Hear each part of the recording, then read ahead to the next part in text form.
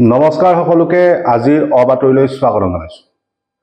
আজি আমি এটা অৰাজনৈতিক বিষয়ৰ ওপৰত খুব গুৰুত্বপূৰ্ণ বিষয়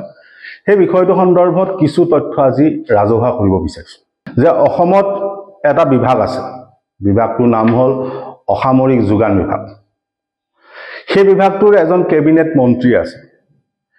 এতিয়া অসমত মূল্য বৃদ্ধি হৈ থকা কথাটোক লৈ বৰ্তমান অৱস্থাত কাৰো দৃষ্টিত একো হোৱা নাই।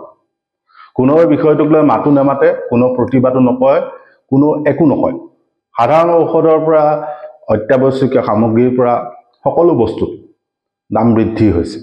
এই গোটেই মূল্য বৃদ্ধিৰ বিষয়টোত কিন্তু অসামৰিক আৰু যোগান বিভাগ ব্যৰ্থ যে হৈছে সেইটোত কোনো সন্দেহ নাই। এতিয়া অসামৰিক যোগান বিভাগক যদি প্ৰশ্ন কৰা হয়, মন্ত্ৰীজনক যদি প্ৰশ্ন কৰে, তেতিয়া তেওঁ এটা উত্তৰ দিয়ে যে নিমখৰ বাহিৰে বাকীখিনিৰ দাম তেওঁ নিয়ন্ত্ৰণ কৰিব নোৱাৰে। আৰু লগতে অসমত প্ৰতিখন জিলাতে আজিকালি একোটা পৌৰ নিগম আছে। গুৱাহাটীতো পৌৰ নিগম আছে। এতিয়া সেই নিগম নিকায়বিলাকৰ অধীনত বজাৰ আছে। এতিয়া সেই বজাৰসমূহত কি কি খাদ্য সামগ্ৰী বিক্ৰী হৈ আছে সেই বিষয়টোৰ ওপৰত চকু দিয়া মানুহ কিন্তু নাই। এই বিষয়টো সন্দৰ্ভত কাৰো মতামত আপুনি বিচাৰি নাপাব। এতিয়া সেই বিশেষ প্ৰসংগটো হ'ল জনস্বাস্থ্য, যে মানুহৰ স্বাস্থ্য বা জনস্বাস্থ্য। এতিয়া জনস্বাস্থ্যৰ ক্ষেত্ৰত শেহতীয়া দুটা প্ৰতিবেদন,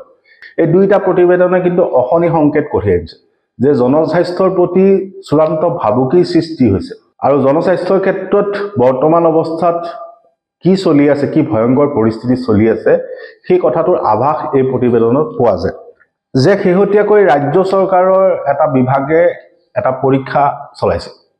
সেই পৰীক্ষাটোত পোহৰলৈ আহিছে যে বজাৰত বিক্ৰী হৈ থকা খাদ্য সামগ্ৰীৰ ভিতৰত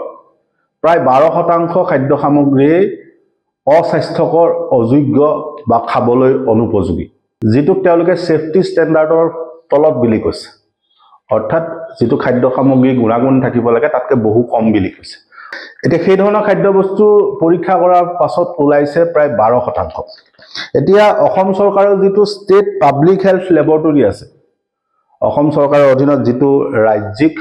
জনস্বাস্থ্য বিভাগ আছে, তাৰ যিটো লেবৰেটৰী, তাৰ তথ্যতে এইখিনি কথা পোহৰলৈ আহিছে যে কোনো ব্যক্তিগত প্ৰতিষ্ঠানৰ নহয়, চৰকাৰৰ যি তথ্য তাতেই পোহৰলৈ আহিছে যে জনস্বাস্থ্যৰ বাবে ভাবুকি কঢ়িয়াই অনা বহু খাদ্য বস্তু এতিয়া বিক্ৰী হৈ আছে, যিবিলাক স্বাস্থ্যৰ বাবে হানিকাৰক। আৰু তেনেকুৱা খাদ্য বস্তু প্ৰায় 12% এতিয়া। সেই ক্ষেত্ৰত 2025 চনত 7,682টা ফুড চেম্পল, অৰ্থাৎ 7,682টা খাদ্যৰ নমুনা সংগ্ৰহ কৰা হৈছে। আৰু তাৰ পৰা 75টা পেৰিছেবল, অৰ্থাৎ 75টা নষ্ট হৈ যাব পৰা, বেয়া হৈ যাব পৰা খাদ্য বস্তু, আৰু 434 নন পেৰিছেবল, অৰ্থাৎ বেয়া নোহোৱাকৈ থকা খাদ্য বস্তু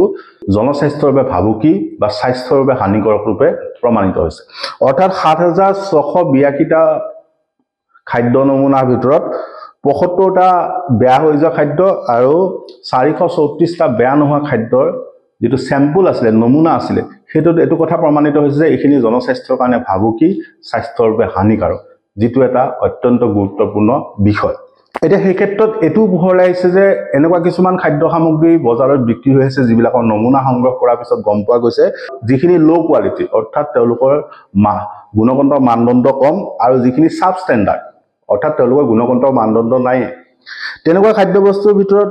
19টা পেৰিছেবল খাদ্য বস্তু বা 19বিধ নষ্ট হৈ যাব পৰা খাদ্য বস্তু আৰু 268বিধ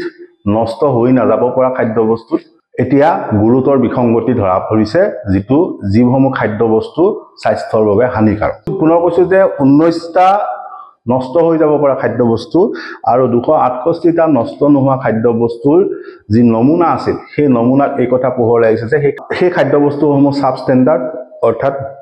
ইয়াৰ গুণগত মানদণ্ড কম, যিটো সেৱন কৰিলে স্বাস্থ্যৰ বাবে হানিকাৰক। এতিয়া সেই ক্ষেত্ৰত এইটো কথাও পোহৰলৈ আহিছে যে 23বিধ এনেকুৱা খাদ্য পোৱা গৈছে বা এনেকুৱা খাদ্যৰ নমুনা পাইছে তেওঁলোকে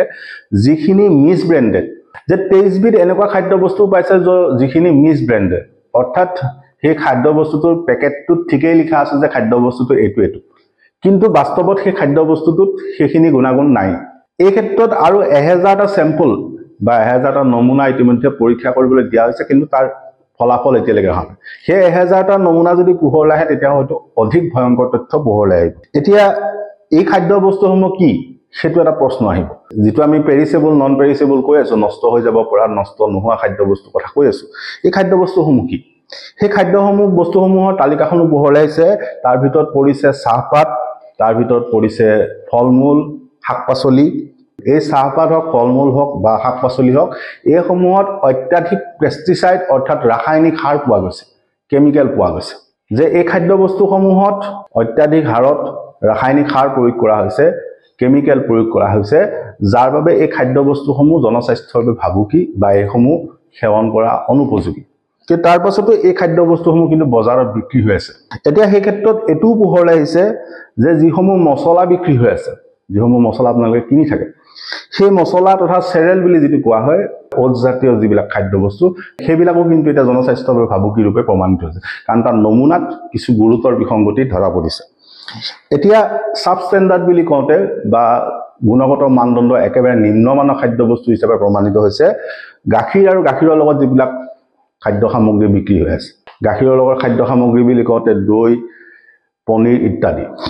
তাৰোপৰি বজাৰত বিক্ৰী হৈ থকা মিঠাতেল নিমখ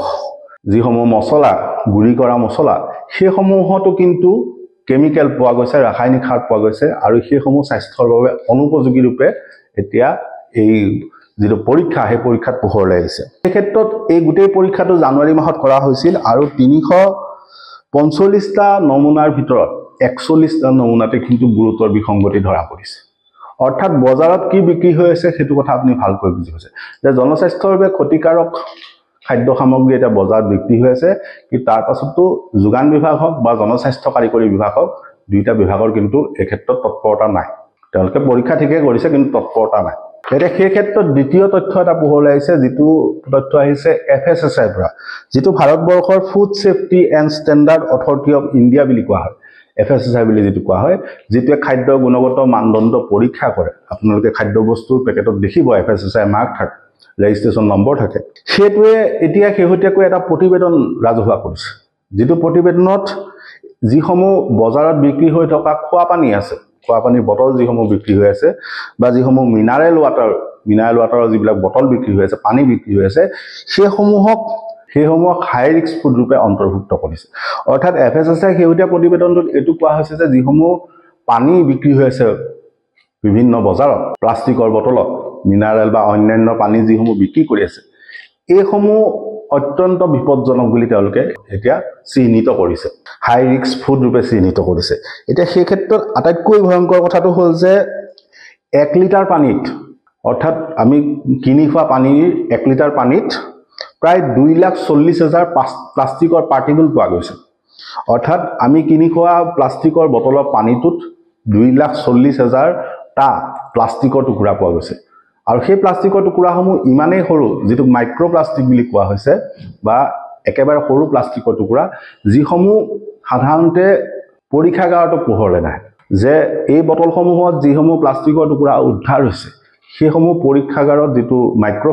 মাইক্ৰোস্কোপ থাকে তাতো কিন্তু পোহৰলৈ আহে ফলত কি হৈছে যে সেই পানীসমূহ সেৱন কৰাৰ পাছত মানুহৰ মুখমণ্ডল বা পেটত এটা প্লাষ্টিকৰ টুকুৰা পোৱা গৈছে যেটো অত্যন্ত ভয়ংকৰ এটা কথা সেই ক্ষেত্ৰত এটো কথাও পোহৰলৈ আহিছে যে বজাৰত শেহতীয়াকৈ বহু ধৰণৰ পানী পোৱা যায় বহু ধৰণৰ পানী বুলি কওঁতে কোম্পানীসমূহে বিভিন্ন দামত বিভিন্ন পানী বিক্ৰী কৰি আছে যিবিলাকক কৰবাত মিনাৰেল নাম দিছে এলকাইন ৱাটাৰ নাম দিছে ইত্যাদি কৰি জনস্বাস্থ্যৰ বাবে উপযোগী বুলি বহু ধৰণৰ পানী বিক্ৰী কৰিছে স্বাস্থ্যসন্মত পানী বিক্ৰী কৰা বুলি তেওঁলোকে দাবী কৰে আপোনালোকে বটলবিলাক দেখিছে সেই ক্ষেত্ৰত গৱেষণাত এটো কথা পোহৰলৈ আহিছে যে পানীৰ ক্ষেত্ৰত তেনেকুৱা ধৰণৰ কোনো গুণগত মানদণ্ড বৃদ্ধি কৰা পানী বজাৰত নাই অৰ্থাৎ যিসমূহ পানী আপোনালোকে কিনি আছে এলকাইন ৱাটাৰ বুলি বা মিনাৰেল ৱাটাৰ বুলি যিসমূহ পানী আপোনালোকে কিনি আছে সেইসমূহত কোনো বিশেষ মানদণ্ড নাই সেইসমূহ সাধাৰণ পানীৰ দৰে কোম্পানীসমূহে আসলতে এডভাৰটাইজ কৰি বিজ্ঞাপন কৰি ইয়াক মাৰ্কেটিং ঠিকই কৰি আছে বজাৰখন ঠিকই দখল কৰিছে দামো অত্যাধিক লৈ আছে কিন্তু তাত সেই ধৰণৰ গুণগত মানদণ্ড নাই সেইসমূহ ভুৱাকৈহে প্ৰচাৰ কৰি থকা আছে যদিও মানুহে অত্যাধিক দামত স্বাস্থ্যসন্মত বুলি কিনি খাইছে তথাপি সেই পানীসমূহত বিশেষ গুণগত মানদণ্ড নাই সেই ক্ষেত্ৰত সেইকাৰণে কৈছে যে নো স্পেচিয়েল ৱাটাৰ অৰ্থাৎ তেনেকুৱা ধৰণৰ কোনো বিশেষ পানী নাই এইটো কথা পোহৰলৈ আহিছে যে পানীৰ বটলসমূহ যিসমূহ প্লাষ্টিকৰ পানী বটল বিক্ৰী হৈ আছে সেইসমূহত 90% মাইক্ৰোপ্লাষ্টিক আছে অৰ্থাৎ একেবাৰে সৰু সৰু টুকুৰাৰ প্লাষ্টিকৰ টুকুৰা পোৱা গৈছে। সেইকাৰণে তেওঁলোকে এইসমূহ খাদ্যবস্তুক যিসমূহ খাদ্যবস্তু প্লাষ্টিকৰ পেকেটত বিক্ৰী হৈ আছে সেইসমূহ হাই ৰিস্ক ফুড হিচাপে অন্তৰ্ভুক্ত কৰিছে, অৰ্থাৎ বিপদজনক খাদ্য হিচাপে অন্তৰ্ভুক্ত কৰিছে। এতিয়া সেই ক্ষেত্ৰত তেওঁলোকে কিছু নিয়ম এতিয়া শেহতীয়াকৈ বান্ধি দিছে, যিটোৰ অধীনত এইটো নিৰ্দেশ প্ৰদান কৰিছে যে যিসমূহ ফুড পেকেজিং বা যিসমূহ খাদ্যবস্তু পেকেট কৰা যিসমূহ কোম্পানী থাকিব বা ইউনিট থাকিব, মিল থাকিব, সেইসমূহে বছৰি তেওঁলোকৰ ইউনিটটো পৰীক্ষা কৰিব লাগিব, বিভাগৰ দ্বাৰা পৰীক্ষা কৰিব লাগিব আৰু তাত এটা তৃতীয় পক্ষৰ অডিট হ'ব লাগিব। কিন্তু কথাটো হ'ল এই অডিটসমূহ হ'লেও বা যি হ'লেও এইটো কথা ঠিক যে জনস্বাস্থ্যৰ প্ৰতি ভাবুকি হোৱা খাদ্যবস্তু এতিয়া বজাৰত বিক্ৰী হৈ আছে, যিবোৰসমূহ আপোনালোকে খাইছে আৰু খোৱাৰ পিছত কিন্তু এতিয়া স্বাস্থ্যৰ বাবে বিপদজনক হৈছে। গতিকে সেই কথাটো মন কৰিবলগীয়া, ৰাইজে সেইটো মন কৰক যে বজাৰত আচলতে কি বিক্ৰী হৈ আছে। সেই ক্ষেত্ৰত চৰকাৰ বা অন্যান্য যিসমূহ বিভাগ আছে সেইসমূহে ব্যৱস্থা ল'বলৈ কিয় থমকি ৰৈছে সেই কথাটো কিন্তু লক্ষ্য দিয়াৰ প্ৰয়োজন আছে। কিন্তু এইটো কথা ঠিক শাক পাচলিয়ে হওক, ফল মূলেই হওক, গাখীৰে হওক, সকলোকে কিন্তু এতিয়া বিপদজনক বুলি বিভাগে কৈছে। সেই খাদ্যবস্তুসমূহ স্বাস্থ্যৰ বাবে অনুপযোগী বুলিহে কৈছে। গতিকে খাদ্যবস্তু ক্ৰয় কৰোঁতে ৰাইজে অকণমান সচেতন হোৱাৰ প্ৰয়োজন আছে। ধন্যবাদ।